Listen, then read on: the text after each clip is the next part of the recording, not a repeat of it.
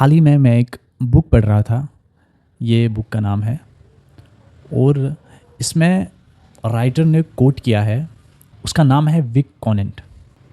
और क्या कमाल लिखते हैं विक कॉनेंट। एक यहाँ पे कोट किया है उसने, वो लिखते क्या है मैं आपको बताता चलूँ। ज़िंदगी में सक्सेसफुल होने के लिए जो सबसे बड़ा मिथ हम अपने आप से कहते हैं वो ये है, लोगों के लिए वेल्थ क्रिएट करना पॉसिबल है लेकिन मेरे लिए नहीं। वेल्थ आप किसी भी चीज़ को कह सकते हैं, पैसे को कह सकते हैं, जायदाद को कह सकते हैं, अच्छे ग्रुप्स को कह सकते हैं, कंपनीज़ को कह सकते हैं। ये कितनी बात अच्छी कहते हैं कि अब जो हम ये चीज़ कहते हैं कि लोगों के लिए वेल्थ क्रिएट करना पॉसिबल है, मेरे लिए वेल्थ क्रिएट करना पॉसिबल नहीं, इसकी जो हम दलीलें फिर देते हैं ना, वो बिल्कुल बेहुदा होममेड दलीलें होती हैं, घर बनाई बातें होती है। वो क्या हम क्या कहते हैं इसके बारे में, हम कहते हैं अरे मैं तो बहुत बड़ा हो चुका, I am too old now, मैं तो अब तो मैं कर ही नहीं सकता, मैं तो एज निकल गई, बहुत बड़ा हो गया मैं।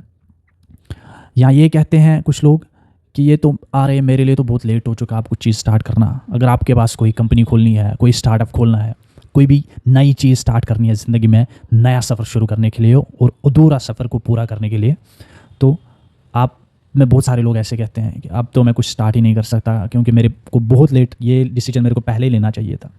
या ये भी बाज़ लोग कहते हैं कि हम तो अनपढ़ है, हम अनएजुकेटेड है, अगर मैं ये चीज़ स्टार्ट करूँगा तो मेरे पास इस चीज़ की नॉलेज नहीं है, मेरे पास एजुकेशन ही नहीं है। आप देखेंगे दुनिया में ऐसे लोग बहुत सारे हैं जिन्होंने ऐसी चीज़ें, ऐसी सल्तनतें खड़ा की जिसके बारे में उनको नॉलेज ही नहीं था।